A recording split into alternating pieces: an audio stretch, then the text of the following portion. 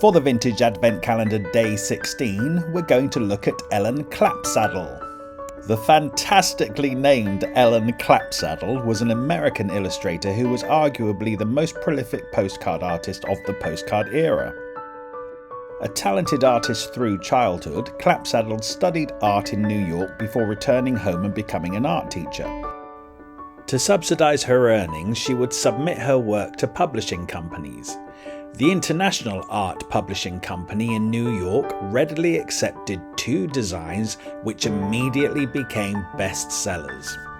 This led to a burgeoning relationship between artist and publisher, seeing her work used on china goods, decorative fans, calendars and postcards. In 1900, Germany was the esteemed epicenter of the printing world and therefore was the main supplier of printed goods to the United States.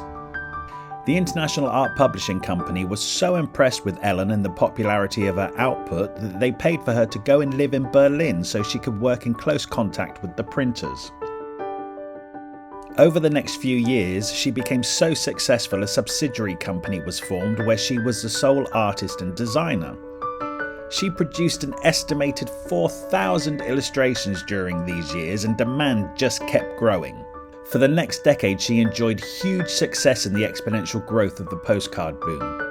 Ellen received a healthy slice of the huge profits her work generated, and she invested heavily back into the German publishing firms she was working with.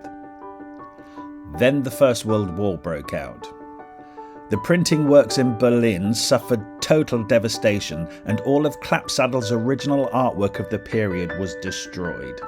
Due to the war, all contact was lost with Ellen. She was eventually found wandering the streets, sick and disorientated. She was brought back to New York, but she was no longer able to work. Her health never recovered, and she spent the rest of her life in a home for indigent women.